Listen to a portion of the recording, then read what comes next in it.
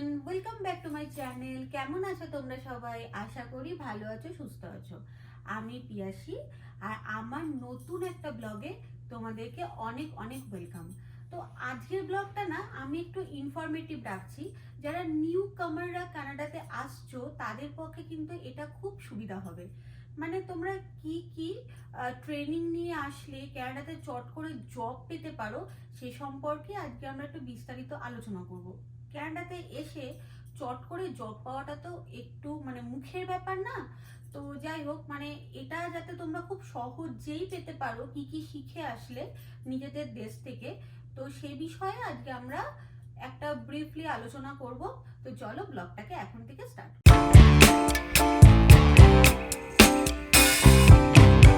এই বিষয়ে না আমার যতটা নলেজ তার থেকে অনেক বেশি নলেজ আছে সৌমিকের, কারণ ও যখন এখানে এসেছিল অবশ্যই ও জব নিয়ে এসেছিল।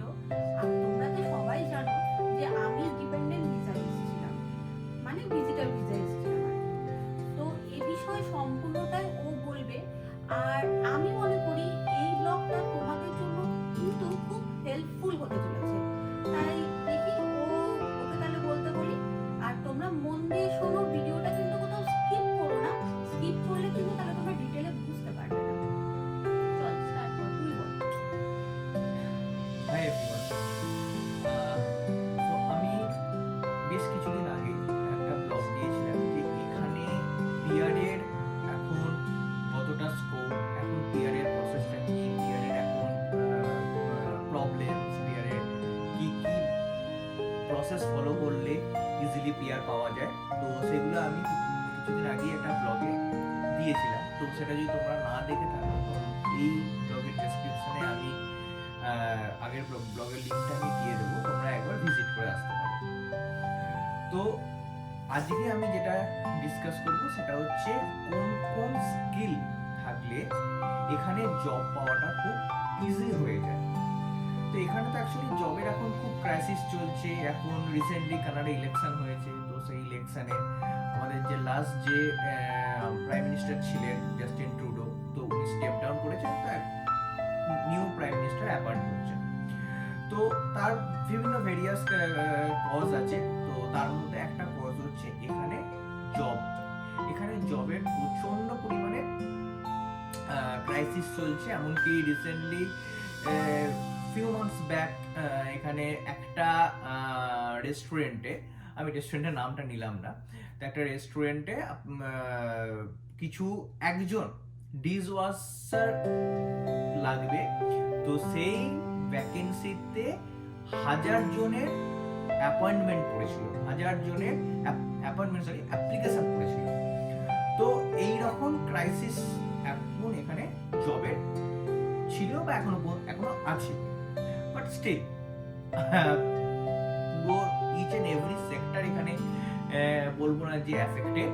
তো কিছু কিছু সেক্টর আছে, কিছু কিছু স্কিলস আছে যেগুলো নিয়ে এলে এখানে জব পাওয়াটা বেশ খানিকটা হলো ইজি হয়ে যায়। তো স্টেপ বাই স্টেপ শুরু করা যায়। First and most demanding sector এখানে সেটা হচ্ছে পাবলিক হেলথ কেয়ার। এটা খুবই এটা প্রচন্ড ডিমান্ডিং।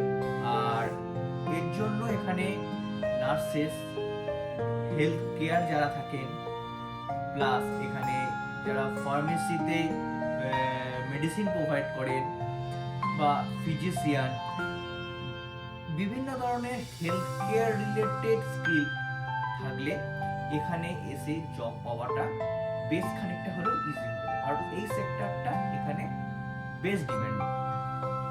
তো তোমরা যদি কেউ এখানে হেলথ কেয়ারের কোনো কোর্স অলরেডি তোমাদের দেশে করা থাকে বা ইকুইভ্যালেন্ট কোনো ডিগ্রি যদি থাকে, তো তোমরা এখানে এসে জবে ট্রাই করতে পারো।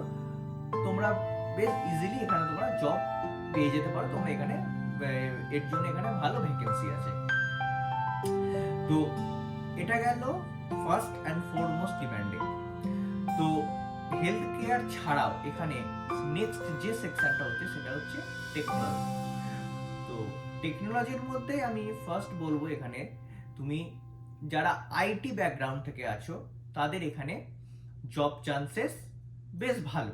তুমি যদি আইটি ফিল্ডে আর্কিটেক্ট হয়ে থাকো বা সফটওয়্যার ডেভেলপার হয়ে থাকো বা তোমার ইকুইভ্যালেন্ট বিভিন্ন গ্রেডে তোমার যদি এক্সপিরিয়েন্স থাকে উইথ মোস্ট ডিমান্ডিং টেকনোলজি যে চলছে, তো সেই টেকনোলজি যদি তোমাদের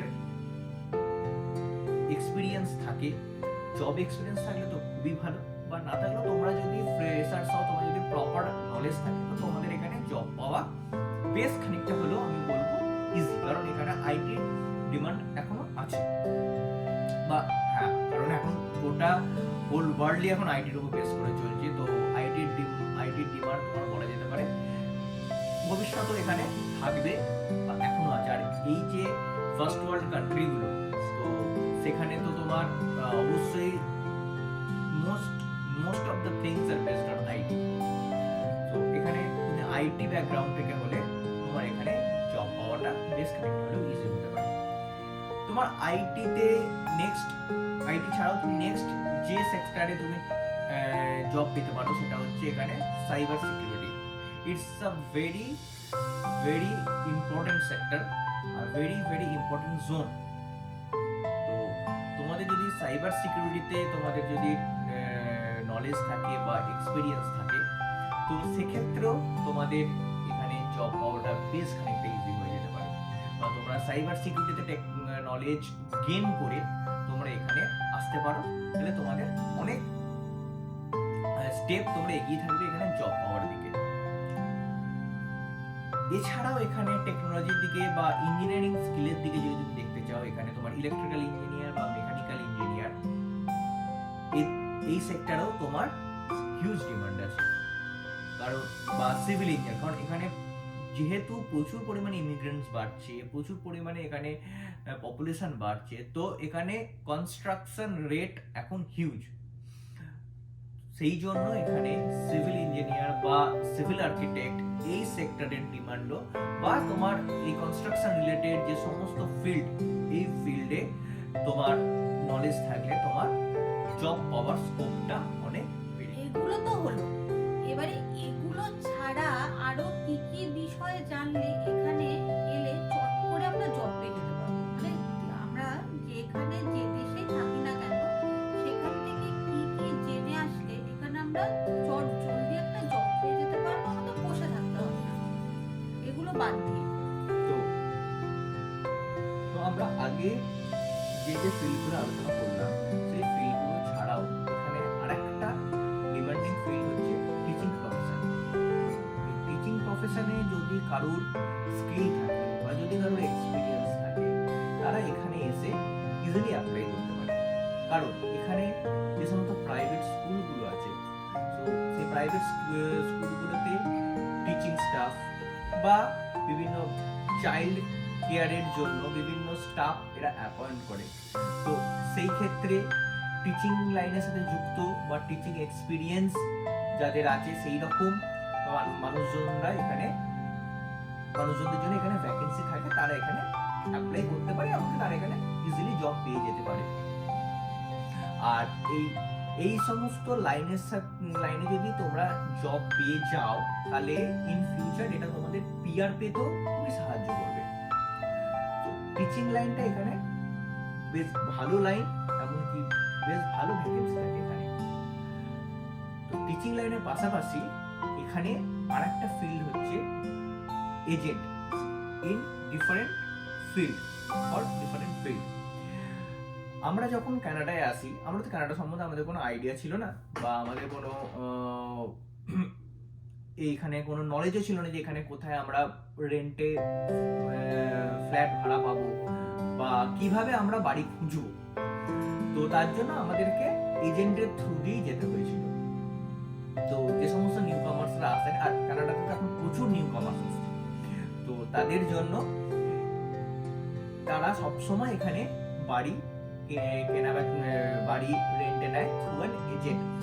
তো শুধু বাড়ি রেন্টে নেওয়া নয়, এজেন্টরা এখানে যে বাড়ি সেল হয়, এখানে মানুষ পিআর নিয়ে একটা বাড়ি কিনলো, একটা পিরিয়ডস অফ টাইম তারা এখানে পিআর নিয়ে থাকলো, তারপর তারা দেশে ফিরে গেল, সেই বাড়িটা কিনলো, সেই বাড়িটা তার কারণ বেঁচে দেবেন, আবার অন্য যার দরকার তিনি সেই বাড়িটা কিনবেন। তো এই যে কেনা বেচাটা হয় এটা থ্রু এন এজেন্ট। তো তো কারুর যদি এই কেনা বেচার দিকে কোনো ম্যানেজারিয়াল স্কিল বা এক্সপিরিয়েন্স হোল্ডার হন, তো তারা এখানে এসে ইজিলি জব পেয়ে যেতে পারেন। এমনকি এই জব, এই এজেন্টের জবে আপনারা বেশ ভালো টাকা ইনকাম করতে পারবেন। তো এই এজেন্ট ফিল্ডটাও আপনাদের জন্য খুবই ইম্পর্টেন্ট, খুবই ভালো ফিল্ড, আপনারা কাজে লাগবে। প্রচন্ড খুবই কাজে লাগবে। এখানে আপনারা এসে এই ফিল্ডে অ্যাপ্লাই করতে পারেন।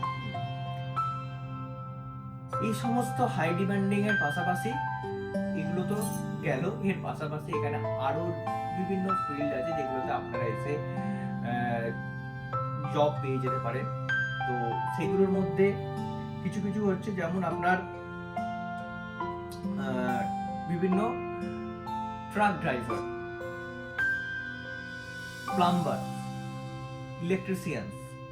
তো এই সমস্ত যে সমস্ত ফিল্ডগুলোতে এখানে মাঝে মধ্যে এরা বেশ বড় ধরনের রিসোর্স এরা নিয়ে থাকে। তো এই সমস্ত ক্ষেত্রে যদি নলেজ থাকে বা এক্সপিরিয়েন্স থাকে, আপনারা এসে এখানে পার্ট টাইম জব হিসাবেও আপনারা করতে পারেন। তো তারপর আপনারা একটা দিক থেকে পার্ট টাইম জব শুরু করলেন, দিয়ে একটা বড় জায়গায় গেলেন। কারণ এখানে অনেক যারা স্টুডেন্ট ভিসাতে থাকে তারা পড়াশোনা করার পাশাপাশি বিভিন্ন পার্ট টাইম জব করে থাকেন। আপনারা যদি পার্ট টাইম জবের জন্য চিন্তা ভাবনা করে থাকেন, তো এই সমস্ত ফিল্ডগুলো বেশ ভালো ফিল্ড। তো আপনাদের যদি এই সমস্ত ফিল্ডে কোনো স্কিল থাকে, তো আপনারা এসে এখানে পার্ট টাইম জবও পেয়ে যেতে পারেন। তারপর আপনারা এখানে আপনাদের বেসড অন কোয়ালিফিকেশন আপনারা বড় ধরনের ভালো জবের জন্য প্রসিড করলেন, বা ইন ফিউচার আপনারা সেইভাবে এগোবেন। বাট এসে যে পার্ট টাইম জব, সেসবের জন্য এই সমস্ত কিছু কিছু ফিল্ড আছে, তো যেখানে আপনারা ইজিলি অ্যাপ্লাই করতে পারেন, এমনকি জব পেয়ে যেতে পারেন। এই ছিল আমার আজকের বেসড অন মাই নলেজ। আমি আপনাদের সাথে কানাডার এখন জব ভ্যাকেন্সি বা কোন কোন ফিল্ডে আপনি জব পেতে পারেন, বেসড অন মাই নলেজ আমি আপনাদের সাথে শেয়ার করলাম। আর আপনাদের যদি এই ইনফরমেশনটা ভালো লেগে থাকে, বা এখান থেকে যদি আপনাদের আরো কিছু জানতে ইচ্ছা করে, বা আপনাদের যদি আরো কোনো ইনফরমেশন লাগে, তো প্লিজ আমাদেরকে কমেন্টে জানান। আমরা 100% মোর দ্যান 100% চেষ্টা করবো আপনাদেরকে আরো ইনফরমেশন এনে দেওয়ার জন্য, বেসড অন আপনাদের রিকোয়ারমেন্টস অনুযায়ী। আর এটা আমাদের কে আরো ইন্সপায়ারও করবে। To you. যাই হোক, আমি এটাতে বেশি কিছু বললাম না, কারণ এ বিষয়ে আমার সেরকম কোনো অভিজ্ঞতা নেই। কারণ যেহেতু ও জব নিয়ে এসেছিল, তো অভিজ্ঞতাটা ওরই বেশি, সেহেতু আজকে ব্লগে আমি ওকেই সব ডিটেলটা বলতে বললাম। আর আশা করি এই ব্লগটা না তোমাদের জন্য, যারা নতুন আসছো ক্যানাডাতে, খুব হেল্পফুল হবে। কারণ দেখো, এসে না আমাদের এখানে একটা চাকরি সত্যি দরকার পড়ে। কারণ একটা দেশ থেকে আমরা একটা দেশে আসছি, যারা আমরা চাকরি নিয়ে আসি না, তাদের জন্য কিন্তু এই ব্লগটা